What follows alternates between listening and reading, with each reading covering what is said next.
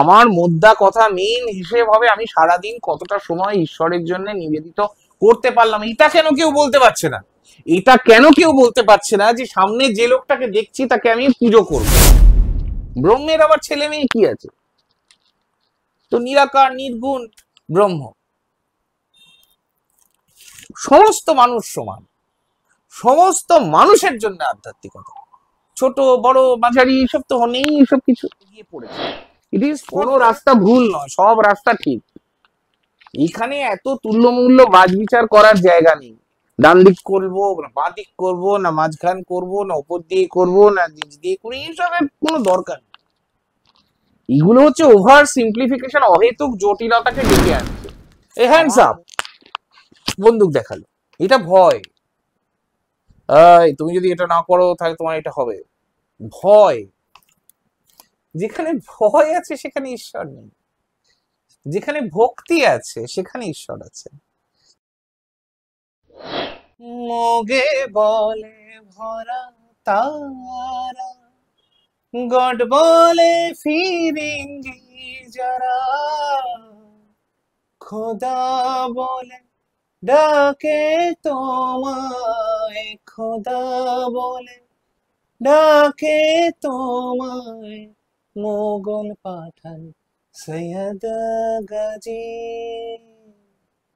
তুমি জানো ভোজের বাজি, জেনেছি জেনেছি তারা। প্রণাম গুরুদেব। প্রণাম। কেমন আছেন বলুন? আমি ভালো আছি, মায়ের কৃপায় আনন্দময়। তো মহারাজ, আজকের যে মূল আলোচ্য বিষয়, মানে প্রথম যে আজকের কোশ্চেন রয়েছে, সেটা হচ্ছে এই যে তিন রকম ভাব রয়েছে, দিব্য ভাব, বীর ভাব এবং পশু ভাব। এই তিনটে ভাব মানে কাদের জন্য, এবং মানে এই তিনটে ভাব নিয়ে যদি একটু বিস্তারিত আলোচনা করেন। ভগবান শ্রী রামকৃষ্ণ একটি খুব সুন্দর একটি কথা আছে যে ভাব, মহাভাব, তারপর সমাধি। তুমি সেই ভাব প্রসঙ্গে গেছো। ভাব একটা স্তর আধ্যাত্ম পথে। তো যে পশু ভাবে বেশিরভাগ মানুষই আছে। এই তুমি আমার পাটা মারিয়ে দিলে কেন? এই মুখ সামলে কথা বলো, কি হচ্ছে কি? এই এই এই- এই ব্যাপারটা পশু ভাব। আচ্ছা। তার আচার আচরণ পশুর মতো। কার কোথায় দোষ আছে, কার কোথায় ত্রুটি আছে, ওই ছেলে কি করছে, ওই মেয়ে কি করছে, ওই বাড়িতে কি হলো, সেই বাড়ির লোক কোথায় গেল, তারপরের বাড়ির লোক কোথায় কি করছে, ওই করছে সারাদিন। An idle brain is a devil's workshop. এটা বাঙালি সব পছন্দ করে, মার্জনা করবে না আমাকে। এইসব হয় কিন্তু এইগুলো যারা করছে ওই ওই বৃত্তি, মারতে তেড়ে যাচ্ছে, মেরেও দিচ্ছে, গালাগালি করছে, আরো বেশি করে গালাগালি করছে, বলছে এখন তো শুধুই গালাগালি করেছি, এরপরে আরো অন্য কিছু করব। এই হলো পশু ভাব প্র্যাকটিক্যালি। আবার যে মানুষটা বীর ভাবে রয়েছে, সে মানুষটার মানবিক গুণ আছে, তবে রাজসিক সে, আমার ক্ষমতা আছে, মাসল আছে, একটা মানুষকে বাঁচাতে পারি, সত্যি সত্যি হয়তো 5টা মানুষকে বাঁচিয়েছে, আর বাইরে গিয়ে বলছে আমি কত বড় হিরো, 5টা মানুষকে বাঁচিয়েছি। তো সত্যি বীর।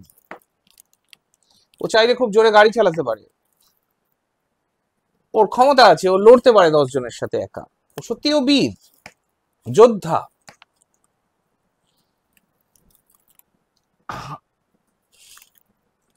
এটা আমি আমার মতন করে বললাম। এবারে একটা লোক হয়তো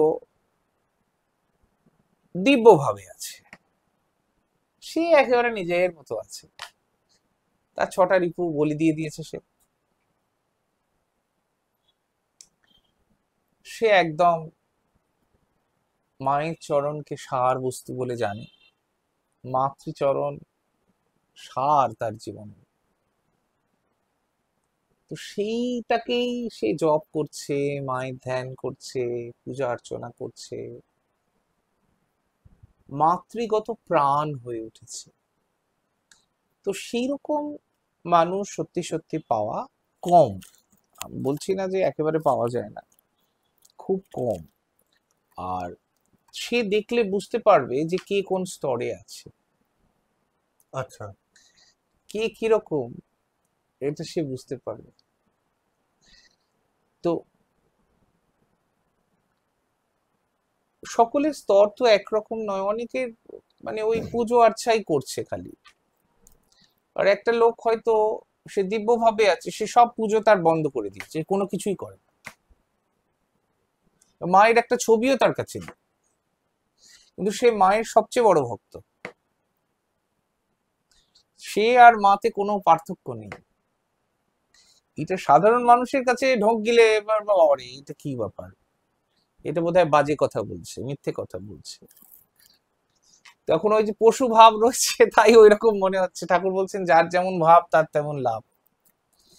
যে যেরকম ভাবে ভাবছে তাকে হয়তো ওই আশপাশের লোকরা সব মিথ্যে কথাই বলেছে, ভাবে মানুষ বোধহয় সবাই এরকম বোধহয়, আচ্ছা। তো সবাই বোধহয় বাজে কথাই বলে। কারোরই বোধহয় হয়নি। একটা সবিকল্প সমাধি থেকে নির্বিকল্পের পথে একটা লোক যাচ্ছে হাঁটতে হাঁটতে সাধন পথে, তো সেই লোকটার তো দুটো হাত দুটো পাই থাকবে রে বাবা।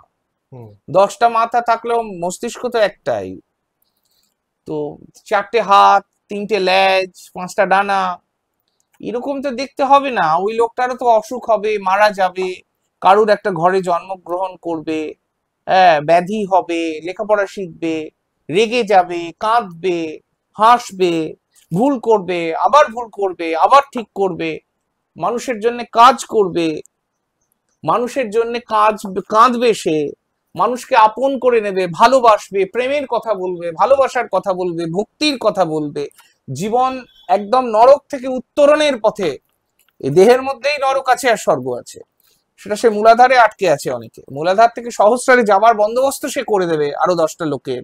সবচেয়ে দামি বিষয় হচ্ছে মুক্তি, মুক্তি, মুক্তি, মুক্তি, মোক্ষ, কৈবল্য, যে যে ভাষায় বলুক, সে মুক্তি পথের প্রতীক। মুক্তি প্রদান করার জন্য মা তাকে তৈরি করেছেন। তো এইটা হলো দিব্য ভাব। তো মহারাজ, এখন এরকম লোক তো কম, সেই জন্য লোকে মানে না। এখন অনেকগুলো ওই কাঁচ আছে, ছড়িয়ে রাখা আছে, তার মধ্যে একটা হিরে আছে, আর সেটা আবার এমনি সাদা হিরে নয়, ব্ল্যাক ডায়মন্ড। এবারে জহুরিরা জহর চিনতে পারবে, আর যে চিনবে সে নিয়ে চলে যাবে আর কি। তো মহারাজ বলছিলাম, আচ্ছা এই তিন ভাবের সঙ্গে কি আমিষ নিরামিষের কোনো সম্পর্ক আছে? মানে দিব্য ভাবের জন্য শুধু আমিষই খেতে হবে বা শুধু নিরামিষই খেতে হবে, বা পশু ভাবে যারা থাকবে তারা শুধু তাদের আমিষ খেতে হবে বা নিরামিষ খেতে হবে, বা এই তিনটে ভাবের সাথে কোনো আমিষ নিরামিষের কোনো ব্যাপার আছে? মানে শুধু পার্টিকুলার একটা জিনিসই মেনটেন করতে হবে? দেখুন, আমি যেটা বুঝি, ব্যক্তিগত মত আমার সেটি হচ্ছে যে এটা কারোর ভালোও লাগতে পারে, কেউ কিন্তু আমার কথায় কেউ কিন্তু মানে মানে কিছু মনে করবেন না, না না, এটা এটা আপনার বোঝানোর জন্য। ব্যক্তিগত মতামত। কেউ দয়া করে আহত হবেন না বা কেউ কিছু ভাববেন না, এটা কাউকে আঘাত করার জন্য বা কাউকে আহ আহ, কিছু বলার জন্য এইসব নয়। আমি এসবের লোক নই, এসব আমি ভাবিও না, এসবের কথা নয়। কথাটা হচ্ছে যে আমি যেটা বুঝি যে ভারতবর্ষে তো অনেক প্রদেশ আছে, সেই প্রদেশে এক একটি জায়গায় স্থান কাল পাত্র অনুযায়ী তাদের খাদ্যাভ্যাস, আবহাওয়া এক একটা জায়গাতে এক এক রকম। হুম।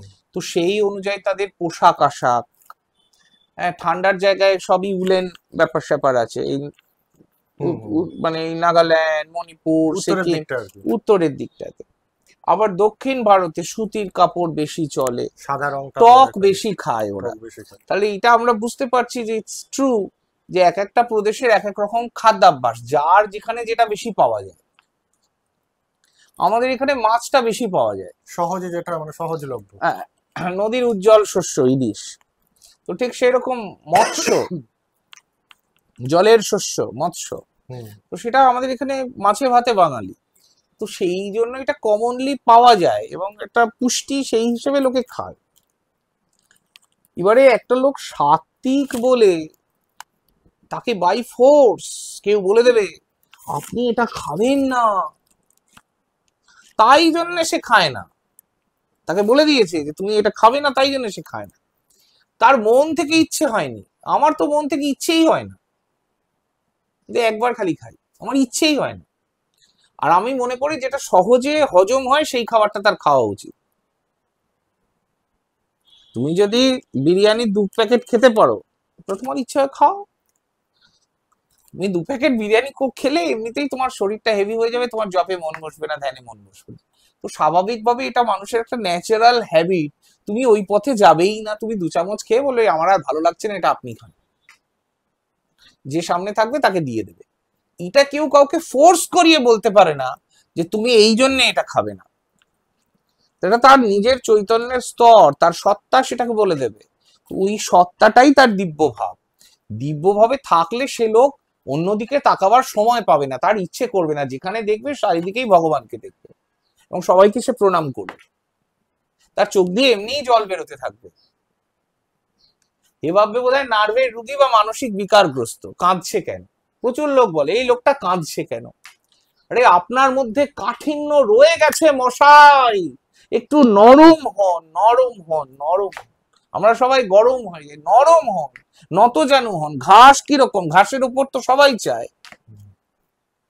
তো ঘাস কি কোনোদিন কিছু বলে? বলে না তো। ঘাসের মতন হওয়ার চেষ্টা করা উচিত, নমনীয়তা প্রকাশ করা উচিত। যে সহজ মানুষ, ঈশ্বর তার কাছে সহজ। যে কঠিন মানুষ, আমি কাউকে ছোট করছি না, যে অনেক উপাচার টুপাচার পালন করতে পারে, আজকে এইটা খাবো না, যদি পারে সে করুক না, কোনো আপত্তি তো নেই, করা তো উচিত। ঠাকুর বলতেন যে সংস্কার মানা ভালো।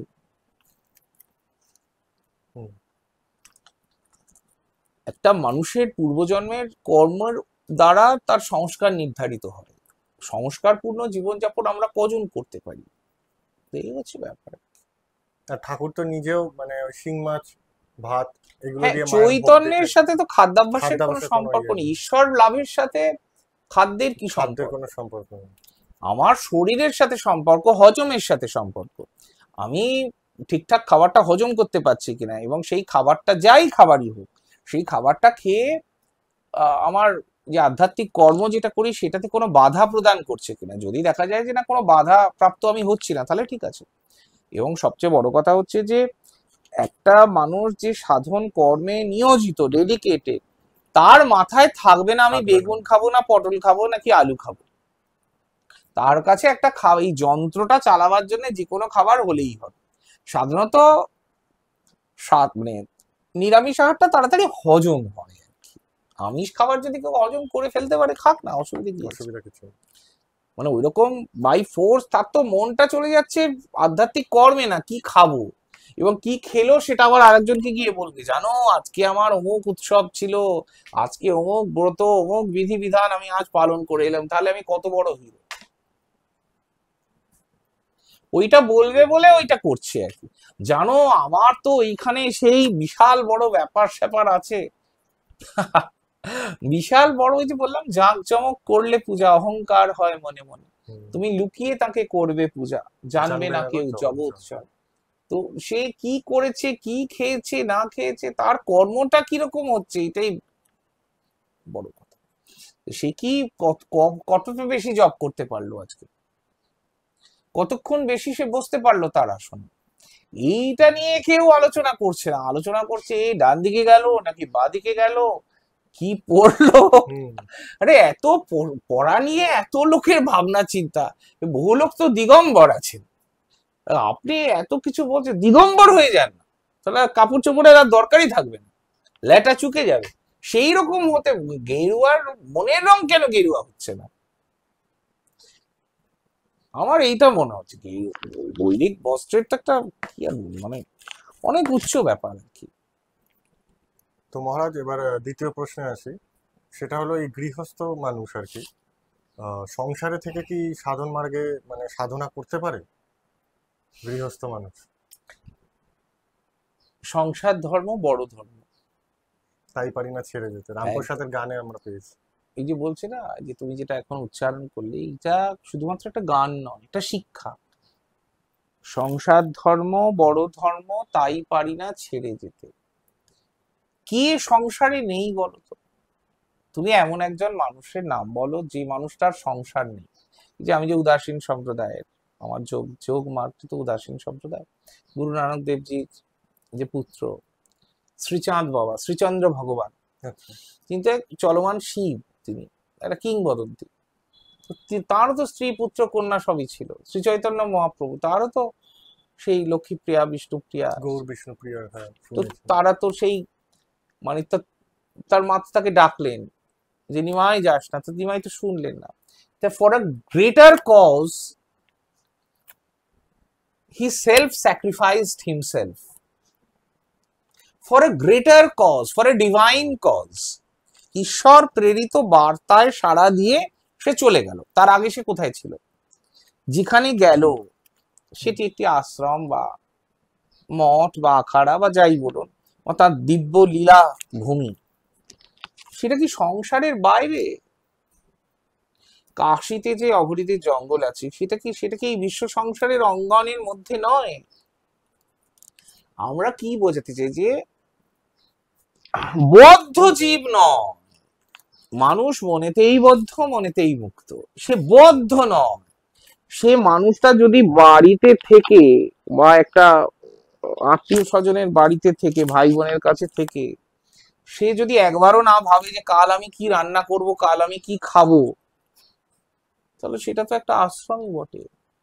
আর শান্ত পরিবেশ যেখানে সাধন কর্ম সম্মিলিতভাবে সবাই সম্পাদিত করছেন একটা জায়গায়, সেটা তো একটা বাড়ি। আশ্রম তো একটা বাড়ি হলো রে বাবা। মানুষ কি বলতে চায়? মানুষ বলতে চায় যে আমার লক্ষ্য হচ্ছে আধ্যাত্মিকতাটাই কতটা এগোলাম, সেটা যেখানে থেকেই হোক। এই যে লাইরি মহাশয়, তিনি তো সবকিছুর মধ্যে থেকেও তো তিনি ওই স্তরে গেলেন। আর এইরকম কোনো মানে হিসেব হয় না। যার যেটা ভালো লাগে, যার পরিণতি, যেমন একটা সময়ের পর আর তার কিছু ভালো লাগছে না, এটা একটা ডিভাইন ইনটক্সিফিকেশন, যে যাই দেখছে ঈশ্বরকে দেখছে। জগৎ ঈশ্বরময় জগৎ। সে হয়তো একটা পাখিকে কেউ মেরেছে, তার চোখ দিয়ে ঝরঝর করে জল বেরোচ্ছে। একটা বিড়ালকে কেউ মেরেছে, তার কেঁদে ফেলছে, আর্তনাদ করছে, রেগে যাচ্ছে, হাহাকার করছে। তো ভাবছে বোধহয় যে আপনার কেউ হয় নাকি, আপনার পোষা নাকি, আপনি এত কাঁদছেন, এত কথা বলছেন কেন ওর জন্য? ও আপনার কে হয়? তো সে কি করে বোঝাবে সে আমার কি হয়? সকলেই তো তার হয়, তাই জন্য কাঁদছে। যে মেরেছে সেও তো তারই লোক, কেউ তো তার পর নয়, সবাই তো তার আপন।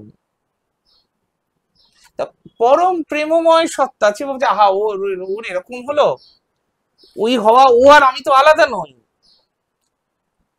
ঝরঝর করে কাঁদছে। তাই আবার তারও উপরে যে চলে গেছে, সে আর কোনো কিছুতেই তার ভালো লাগা মন্দ লাগা কিছু নেই। সে সচ্চিদানন্দ স্বরূপম শিবোহম শিবোহম, সে শুধুই হাসছে। সেটা মৃত্যু সংবাদ পেলেও হাসে, ধ্বংস হয়ে গেছে কারখানা, ধ্বংস হয়ে গেছে, ভূমিকম্প হয়েছে, হ্যাঁ অনেক মানুষ প্রাণ বেরিয়ে গেছে তাদের, তাতেও সে তার নিত্য লীলায় একরকম স্থিতপ্রজ্ঞ অবস্থায় রয়েছে, মুক্ত অবস্থা, শূন্য অবস্থায় সে রয়েছে। এবার যে একটা নতুন বাচ্চা আজকে জন্মালো, আপনার ভালো লাগছে না, তাতেও সে হাসছে। বলে ওর বাবা আজকে মারা গেল, তাতেও সে হাসছে। সে একেবারে নির্লিপ্ত। এটাকেই মহারাজ বলে দিব্য ভাব। হ্যাঁ, এটাই একটা দিব্য ভাবের বহিঃপ্রকাশ। এক একটা দিব্য ভাবে অনেকগুলো স্তর আছে। আচ্ছা। এটা একটা হাই পজিশন। তো তিনি আর কোনো কথার মধ্যে আর তিনি থাকবেন না, তিনি তার নিজের জগতে আধ্যাত্মিক কর্মে যাবেন। এই যে খাঁচাটা আছে, এই খাঁচাটাকেও একসময় তিনি ছাড়তে চাইবেন। এবারে সেটা বেশিরভাগ সময়ই সেই সাধকের ইচ্ছাধীন হয়। আর মা কৃপা করলে সেই শক্তিটা পাওয়া যায়, না হলে সাধক তার ইচ্ছায় ঘুমের মধ্যে হোক বা সাধন করতে করতে অনেকে চলে যান। তো এখন তো সেরকম একটা খুব একটা মানে সাধনাটা সেইরকম ভাবে করে না। এখন সাধনা করলে আগে বলতে হয়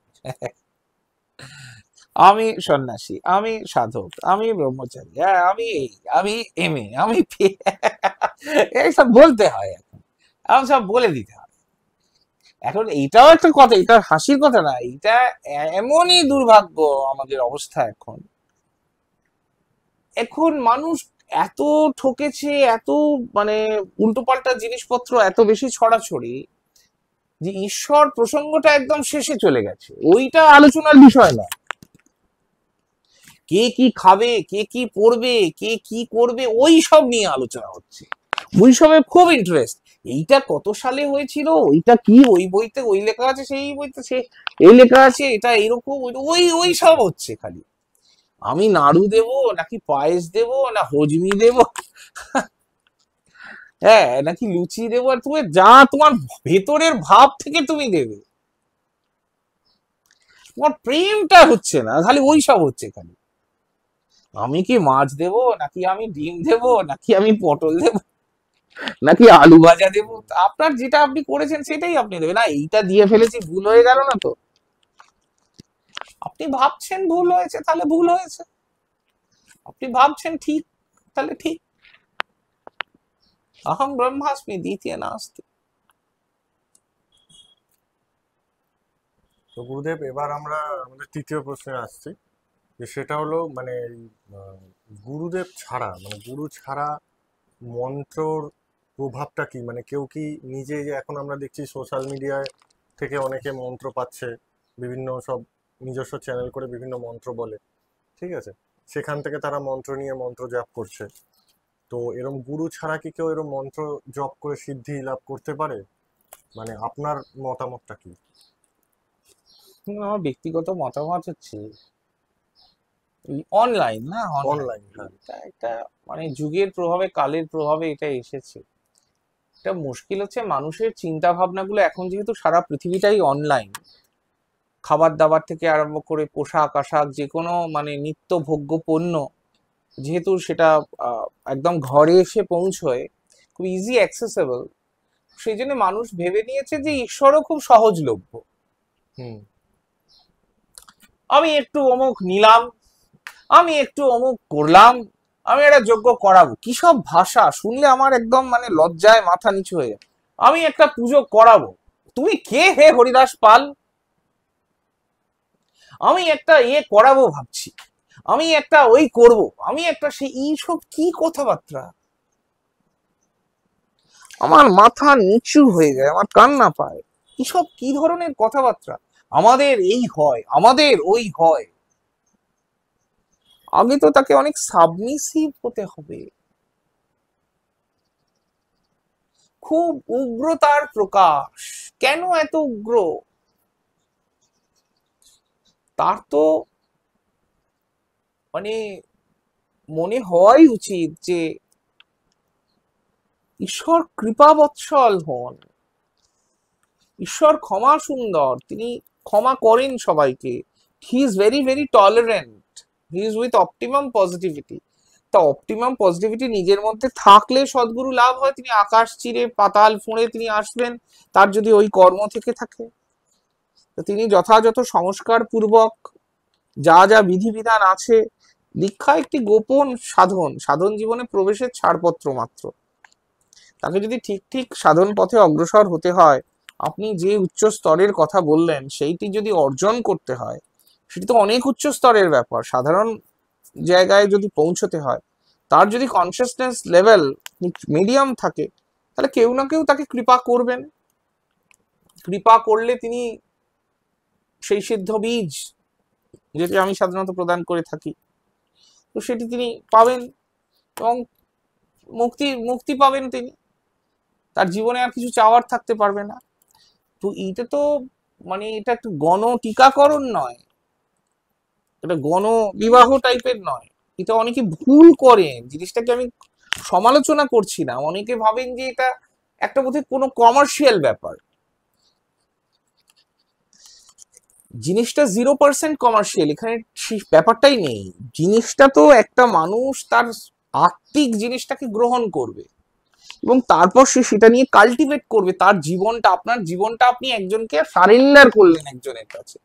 সারেন্ডার কার কাছে করে মানুষ? যাকে সেই রকম ভাবে দেখে সেই চোখে। এ হ্যান্ডস আপ, বন্দুক দেখালো, এটা ভয়, তুমি যদি এটা না করো তাহলে তোমার এটা হবে। ভয়, যেখানে ভয় আছে সেখানে ঈশ্বর নেই, যেখানে ভক্তি আছে সেখানে ঈশ্বর আছে। তো আরো কত মানুষ দেখুন সারেন্ডার, না তো জানো, একদম গোটা শরীরটা ভূমি লুণ্ঠিত প্রমাণ, সাষ্টাঙ্গ প্রণাম, প্রণিপাত। এটা কিরকম সুন্দর একটা জিনিস! তো সেইটা তো গুরু ছাড়া তো হবে না, গুরু ছাড়া কি করে সম্ভব? এটা অনেক জায়গাতে, অনেক জায়গা আছে যেখানে অনেক বই পাওয়া যায়, তো গুরু তো একটা মন্ত্র দেবেন, তাতে তার জীবন উদ্ধার হয়ে যাবে। এবং যে উদ্ধার হয়েছে সেটা মুখের কথা না, যে কোনো গল্প বা তত্ত্ব কথা নয়, এটা তথ্য, ইট ইজ প্র্যাকটিক্যাল। মানে তার জীবনে যদি পরিবর্তন না এসে থাকে, অনুভূতি, আধ্যাত্মিকতা অনুভূতি উপরে, তাহলে বুঝতে হবে তার গুরুকরণ ঠিকঠাক হয়নি, তার কোটি কোটি বার চেঞ্জ করা উচিত। যদি যতক্ষণ না সে তার অপটিমাম স্যাটিসফ্যাকশন পাচ্ছে, মুক্তি যতক্ষণ না পাচ্ছে। মুক্তি মানে কি? আমরা বলি না এটা মুক্তি চাই, সেই মুক্তির জন্য তাকে তৈরি হতে পারে, হতে হবে। ইজি, কেপেবল, এলিজেবল, সে কি যোগ্য? সবাই ভাবছে যে আধ্যাত্মিকতা খুব মজা, আমি করব। করতে সবাই পারেন, সকলের করার জন্যই তো। তো সেই আধারটা চাই, মানুষটাকে সৎ হতে হবে, ভক্ত হতে হবে, ভালোবাসা থাকতে হবে, গুরু ইষ্ট সমর্থক, সে ব্যাপার। তো মহারাজ আজকের শেষ প্রশ্ন আমার, ঠিক আছে? তো এই যে তিনটে গুণ রয়েছে, যে সত্য, তম, রজ, হুম। এই তিনটে গুণের যে সাধকরা রয়েছেন, তাদের কি কোনো পার্টিকুলার রং আছে যে এই রঙই পরিধান করতে হবে? মানে আমি কি বলতে চাইছি বুঝেছেন নিশ্চয়ই, এই ব্যাপারে যদি কিছু দেখুন, বলেন। সরাসরি তো এই পৃথিবীতে যত রং আছে, সব রঙই তো ঈশ্বরের সৃষ্টি, সব রং সুন্দর, সকলে সুন্দর, আমরা কেউ অসুন্দর নই। তো আলাদা করে আমি ওইরকম স্পেসিফিকেশনে বিশ্বাসী নই, যে কেউ সাদা পড়লে সে খুব সাত্ত্বিক, কেউ লাল পড়লে সে খুব ভয়ঙ্কর, কেউ কালো পড়লে সে আরো ভয়ঙ্কর, কেউ নীল পড়লে সে কম ভয়ঙ্কর, এরকম কিছু হয় না। সাদা রং তো একটা সৌম্য, শান্ত, একটা শান্তি প্রদান করে, তো সেটা একটা ব্যাপার।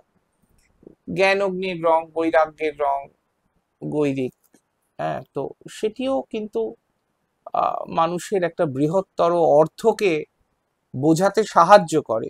তো তার মনের ভাবের প্রকাশ তো তার পোশাক, যে কোনো মানুষের কথা তার মনের ভাবকে প্রকাশ করে। তো সেগুলো তো মানে কি বলবো, এগুলো তার নিজস্ব রুচি, পরম্পরা, ঐতিহ্য, এবং সে যে সম্প্রদায়ভুক্ত মানুষ সেই সম্প্রদায়কে রিফ্লেক্ট করে। এইটা তো এরকম না যে মানে একটা জোর করে চাপিয়ে দিল তুমি আজ থেকে এইটা পড়বে, তুমি যদি এইটা না পারো তাহলে তোমার ঈশ্বর প্রাপ্তি হবে না, মানে এরকম কোনো এইটা ব্যাপার নেই। তোমাকে পড়তেই হবে, এইটা তোমাকে করতেই হবে। হ্যাঁ, এই সব বলে, কই আমি তো শুনি না জব তোমাকে করতেই হবে, ধ্যান তোমাকে করতেই হবে, নাহলে তুমি খাবে না সারাদিন, তোমাকে পূজা করতেই হবে, পূজা ছাড়া তুমি একটা দিনও তুমি নির্বাহ করতে পারবে না, ইট ইজ মাই অর্ডার। কই এরকম তো কই শুনি না, আমি তো কই এরকম শুনি না মানুষ বলছে যে আমার এই জীবনটা, আমি মরে যাই, আমি ছাই হয়ে যাই, হ্যাঁ, খন্ড খন্ড হই দেখো যায় যদি প্রাণ, তবু না বদনে ছাড়ি আমি রামকৃষ্ণ নাম। এরকম তো শুনি না, আমি তো কই শুনি না কেউ বলছে এককালী নামে যত পাপ হরে, জীবের কি সাধ্য তত পাপ করে, মাতৃগত প্রাণ। তো মা, কই আমি তো কাউকে বলতে শুনি না যে মা তোমার আমার মুন্ডটা তুমি নিয়ে নাও, আমাকে মেরে ফেলো, কেটে ফেলো, আমি তোমার চরণে জন্ম জন্মান্তরের, আমি তোমার চরণের দাস হতে চাই, আমি কিঙ্কর হতে চাই। কই বলে না তো, আমি শুনতে পাই না তো। কেন কাঁদে না? আর যদি কেউ ঠিকঠাক ভাবে কাঁদে, মা তাকে শুনবেন না, এটা হতে পারে না। মা যেমন প্রাণ দিতে পারেন, প্রাণ নিতেও পারে। কারে দাও মা ব্রহ্মপদ, কারে করো অধোগামী। সকলই তোমারই ইচ্ছা, ওই যে ইচ্ছাময়ী গানটা তারা। আছে, সকলই তোমারই ইচ্ছা, ইচ্ছাময়ী তারা তুমি, তোমার কর্ম তুমি করো, লোকে বলে করিয়া সকলই তোমারই ইচ্ছা, ওই যে একটা লাইন আছে, খুব সুন্দর লাইন। পঙ্কে বদ্ধ কর করি, পঙ্কুরে লঙ্ঘাও গিরি, তুমি রথ আমি রথি, যেমন চালাও তেমনি চলি। শুধু তাই নয়, কারে দাও মা ব্রহ্মপদ, কারে করো অধোগম। তো মা বেছে রেখেছেন কুসন্তান, যদি বা হয়, আমার মতন কুসন্তান আর কি, যদি বা হয়। কি বলছেন? তো আহ, কুলাঙ্গার এরকম হলেও কিন্তু মা তো কুমাতা কখনো নয়। মা তো সব সময়, আমরা তো কিছু, আমি তো জীবনে কিছু করতে পারিনি মার জন্য, আমার একটা আক্ষেপ। হয়তো এই পথে আছি বলেই করতে পারিনি, তবে আমি এই পথটা কোনোদিন ছাড়বো না। আর 5বার মরতে মরতে বেঁচে গিয়েছি, এখন আর এটা দেহটাও আমার আর নেই, একজনকে দিয়ে দিয়েছি, তো তিনি ভালোবেসে নিয়ে নিয়েছেন। এই ব্যাপারটা, পৃথিবীতে আছে যত ভালোবাসাবাসি, সেটা যেতে চায় মন। হ্যাঁ, পৃথিবীর কেউ ভালো তো বাসে না, এ পৃথিবী ভালোবাসিতে জানে না। যেথা আছে যত ভালোবাসাবাসি, সেথা যেতে মন চায় মা, সকলই ফুরায়ে যায় মা, আমার সাধ না মিটিল আশা না পুরলো। যার কলম দিয়ে বেরিয়েছে, ওটা তার বাহ্য কলম দিয়ে বেরিয়েছে, তার হাত দিয়ে বেরিয়েছে, এটা ঠিক, কিন্তু লিখে তো দিয়েছেন অন্য কেউ। সে কর্তারে দিবে ফেলে, কালাকালের কর্তা এলে। তো সেই কালাকালের কর্তা, তিনি সব শোনেন আগে, কে কি করছে, কে কি বলছে, কে কিরকম কিরকম আচরণ করছে, সব তিনি দেখেন, তিনি কিছু বলেন না। আর তিনি যখন কথা বলতে শুরু করেন, তখন সবাই চুপ হয়ে যায়, সবাই একদম শান্ত হয়ে বসে পড়ে। কাল অশ্মি ভয়ঙ্কর তার চেহারা, তো তো সেটা তো আমরা, মানে প্রকৃতির উপরে এত যে অত্যাচার আমরা করি, পুরুষ প্রকৃতিময় তো জগৎ, জগৎ মায়ের সৃষ্টি, উদরে ব্রহ্মাণ্ড ভাণ্ড। তো কত বড় ভাবুন আমাদের, মানে একটা কথা আছে না, যে কাল, তার উপরে মহাকাল, তার উপর মহাকালী বিদ্যমান, তা জগদীশ্বরী তিনি, তো ত্রিভুবনেশ্বরী তিনি, তা তার ঐশ্বর্য, তার ক্ষমতা, তার ছায়া মাত্রই যথেষ্ট, তাকে নিজেকে কিছু করতে হয় না, কোনো প্রয়োজন নেই। এবারে মানে আমাদের জ্যান্ত মায়েদের আমরা সম্মান করতে পারছি না, এই লজ্জা, এই দুঃখ আমরা রাখবো কোথায়?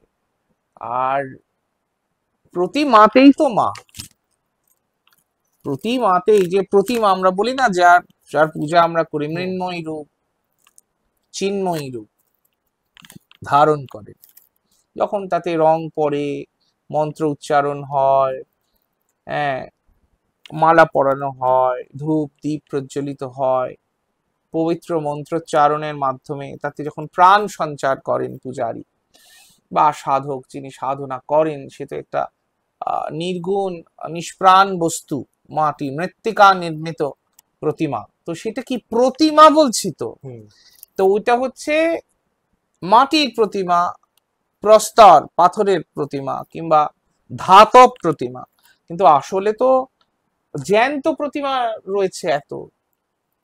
এই যে কুমারী পূজনের আয়োজন, সেই মায়েদের যদি সম্মান আমরা না করতে পারি, এবং অনেকের আমি দেখি খুব খারাপ লাগে, আমি শুনি, মানে মানে তারা মনে হয় যেন সবই করে ফেলতে পারবেন এইরকম, তাহলে খুব ভালো, আমি তো সবার প্রতি খুব শ্রদ্ধাশীল, যদি পারেন তো পৃথিবীর বড় বড় সমস্যাগুলো যদি একটুখানি, একটু মানুষকে বাসযোগ্য হয় যদি পৃথিবী, একটু sustainable development of the world, সেইটার দিকে তারা একটু কন্ট্রিবিউট করবেন কৃপা করে, এটি আমার এই ভিক্ষুকের মানে সামান্য নিবেদন তাদের চরণে।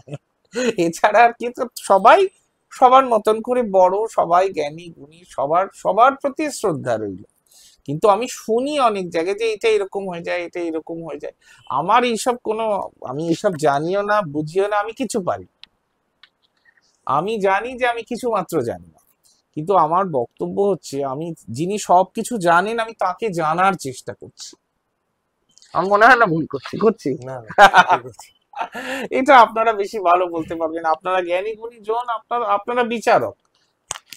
হ্যাঁ, এইটাই হচ্ছে মেইন জিনিস। এবং যারা নতুন প্রজন্মের ছেলে মেয়ে, অনেক অনেক ছোট ছোট ভাই বোন আছে, তারা অনেকে মানে ধরে নিচ্ছে আর কি, যে আধ্যাত্মিকতাটা বোধহয় একটা কেরিয়ার, হুম।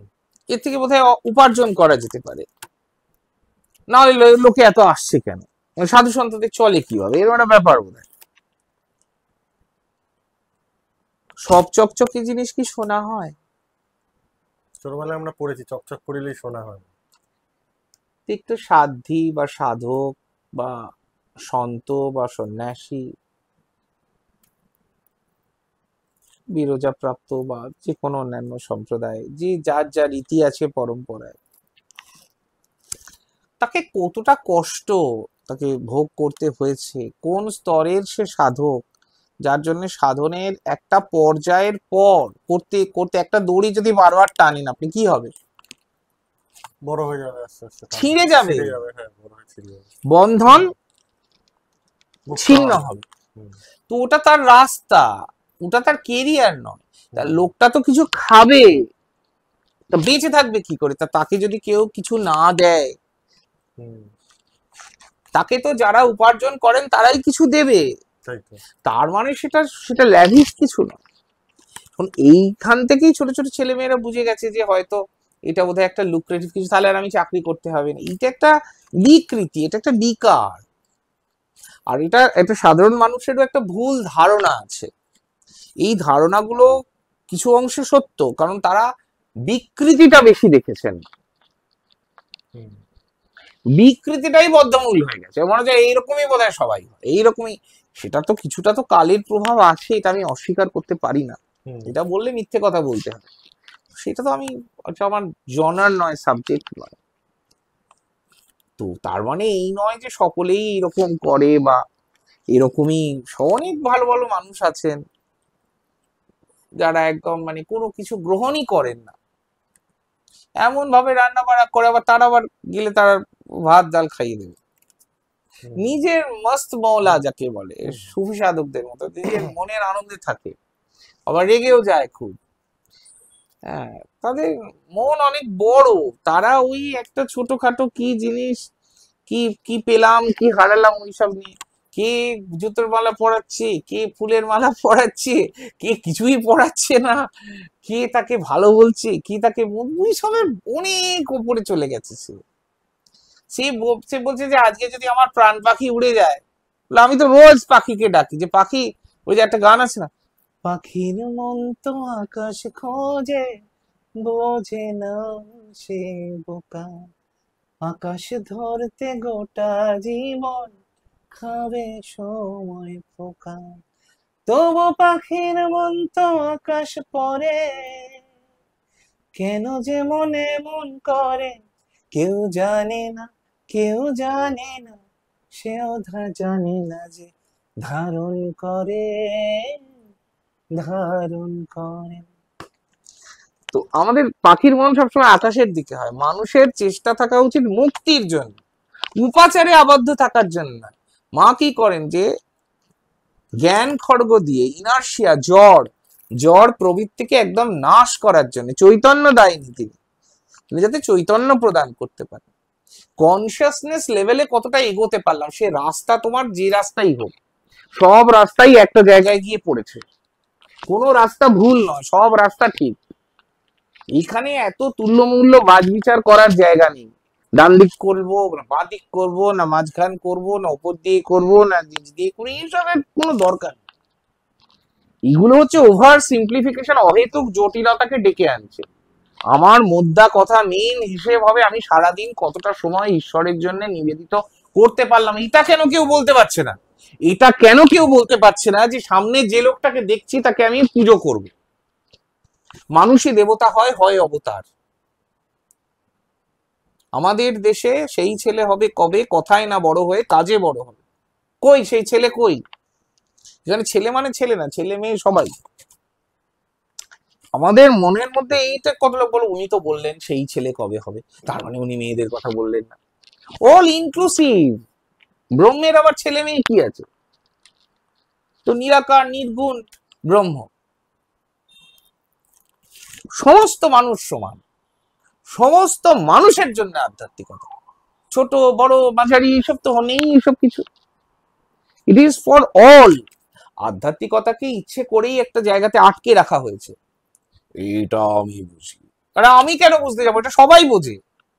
কে কাকে ভালোবাসে এটা বুঝতে কি সময় লাগে নাকি?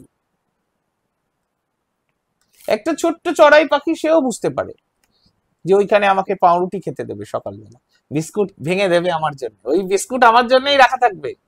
সে কি ব্রহ্ম নয়? ব্রহ্মের অংশ, ব্রহ্মের প্রকাশ নয় সেটা? যদি কেউ না বুঝে, যদি কেউ তার স্তর থেকে সে যদি ওটিকে শুধুই একটি জীবাত্মা বলে মনে করেন, সেটি তার মায়া। প্রার্থনা করব তার মায়া না পাশ কাটুক, মায়া পাশ কেটে সে চৈতন্যের আলোকে আলোকিত হন। সে যেদিন বলতে পারবে যে এই যে এত রোদ, এই যে এত বৃষ্টি, এত নদী, এত পাহাড়, এত বাগান, এত সুন্দর ঘাস, এত বহুবর্ণীল সৃষ্টি, আমি তো ঈশ্বরের কোলে শুয়ে আছি, আমি কেন কোল থেকে পড়ে যাব? আমি তো সত্য নিয়ে লড়াই করছি, আমার ভয় কিসের? ভয় করি না কাহারে, আমরা শুনেছি ওই মা ভই মা ভই মা ভই। কাকে ভয় করতে যাব? কাউকে ভয় করবো না। ভয় যদি করতে হয় তাহলে সেই মাকে, ওই রাঙা চরণকে। হ্যাঁ, ওই যে আছে না, মা শুধুমাত্র পৃথিবীর আদিতম শব্দ নয়, মানুষ শব্দের প্রথম অক্ষরই হচ্ছে মা। তাই মানুষকে ভালো না বাসলে মাকে লাভ করা কঠিন। আমি বলি কঠিন শুধু না, অসম্ভব। মানুষই দেবতা হয়, হয় অবতার। তো সেই সেই জিনিসটা তো বুঝতে হবে। আমরা সেই দিকটা যেতে চাইছি না, খালি ওই উপাচার, আজকে এই তিথি আছে, ওই তিথি, কিসের তিথি কিসের বার, নক্ষত্র করসা। হ্যাঁ, আমরা আমরা আসল কাজটাতে দিক থেকে সরে যেতে চাইছি। আমরা খালি অন্য দিকগুলো, বাহ্যিক দিকগুলো, কিরম প্যান্ডেল হলো, কিরম খাওয়া দাওয়া হলো, এই খাওয়াটা ভালো ছিল, ইমেটেরিয়াল খাওয়া দাওয়া। ঈশ্বরকে, you have not invited God for having lunch or dinner. It is your materialistic পারভিউ।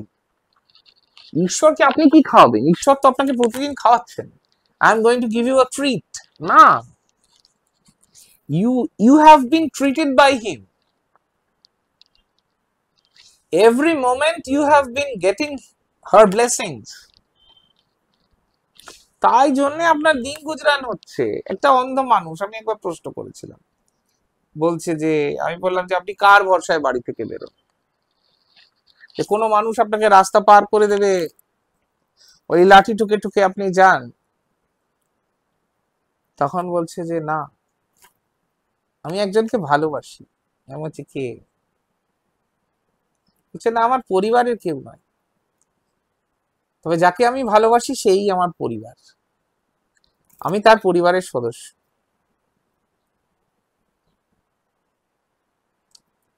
তখন আমি জিজ্ঞেস করলাম তিনি কে? উপরের দিকে এরকম করে হাত দুটো তুলে দিল, মানে ঈশ্বর, সেই সর্বশক্তিমান, তার ভরসায় সে বাড়ি থেকে বেরিয়েছে। আজকে আমি ভিক্ষা পাবো কি ভিক্ষা পাবো না আমি তো জানি না, আমরা কেউ জানি না। আমরা এই যে সব কাজে কর্মে অফিসে আদালতে সব বেরোই কাজকর্ম করতে, তো আমরা কি কেউ জানি আমরা কখন বাড়ি ফিরবো, কি অবস্থায় বাড়ি ফিরবো, বাড়িতে সবাই ভালো থাকবেন কিনা আমরা তো জানি না। তো মনের মধ্যে আমরা এটা একটা ভরসা আছে যে আমরা বাইরে বেরোচ্ছি, আমরা বাড়িতে ফিরবো, আমরা ভালো থাকবো, ভালোভাবে বাঁচবো। তো এখন পাশের মানুষটার প্রতি যদি আমাদের কোনো সহানুভূতি না জাগে, কি করে ঈশ্বরীয় প্রেম আসবে বলুন? অনেকে অনেক টিওরেম অনেক কিছু শুনি, সব সব ঠিক, সব ভালো, তা হচ্ছে না কেন? আমার বক্তব্য এখানে, হচ্ছে না কেন? আমি রেজাল্টটা পাচ্ছি না কেন? হচ্ছে কই? শুধু কাপড় চোপড় হচ্ছে, খালি খালি কাপড় চোপড়। শুধু কাপড় চোপড় দিয়ে তো কিছু লাভ নেই, কোনো লাভ নেই। মানে এগুলো দেখতে ভালো লাগে, কেউ অন্যভাবে নেবে না, এই সবই মানে বেশি আর কি। শুধু এই হচ্ছে একটা একটা যজ্ঞ হোম, তার তার যে অন্তরের সেই লোকটা পুড়ছে তো আসলে, তার স্যাক্রিফাইসটা কেউ বুঝতে পারছে না। যে নিশ্চয়ই বুঝতে পারছেন, অনেক মানুষ সাধন করেন এখন। আমি বলছি সংখ্যাটা বাড়াতে। পৃথিবী বাসযোগ্য কি করে হবে যেখানে সহনশীলতা থাকবে, অপর মানুষটার প্রতি ক্ষমাশীলতা থাকবে, একটা সহানুভূতি থাকবে? সেটা হতে পারছে না কেন? আমরা আরেকজনকে মারবো বলে তেড়ে যাচ্ছি, আরেকজনকে কি করে নিচু দেখানো যায়, কি করে তার কিসে কিসে দুর্বলতা আছে, তার কোথায় ত্রুটি আছে, তার বিকৃতি কোথায় আছে, তার ভুল কোথায় আছে। তার তো ভুল আছে, তার তো না হয় অভাব আছে, দারিদ্র আছে, এটা মানলাম। তার দারিদ্রটাকে আপনি প্রকাশ করে আপনি কি মহৎ হলেন? ও তো খারাপ, আমি বুঝে নিলাম, ওই লোকটা খারাপ। আপনি সেই খারাপের আলোচনা করে আপনিও কি খারাপ হয়ে গেলেন না? আপনার কাছে মহত্ব আশা করে পৃথিবী, একটু ভালো কিছু। এক যে স্বাদ না, যার কোনো স্বাদ নেই, স্বাদ শূন্য, মানে ইচ্ছা রহিত, মায়ের ইচ্ছাই আমার ইচ্ছা, তো আর কোনো তার নিজস্ব ইচ্ছা বলে কিছু নেই, তো সেইটা তার লক্ষ্য হওয়া উচিত, অন্য কিছু। তো ভালো লাগলো মহারাজ, অনেক কিছু জানতে পারলাম আপনার কাছ থেকে। তো আজকের মতো এই ভিডিওটা এখানেই শেষ করলাম। তো আপনাদের যদি কোনো বক্তব্য বা কমেন্টস থাকে, কোনো প্রশ্ন থাকে, অবশ্যই আপনারা কমেন্ট বক্সে লিখে আপনাদের মতামত জানাবেন। নমস্কার, সবাই ভালো থাকবেন। জয় মা। জয় মা।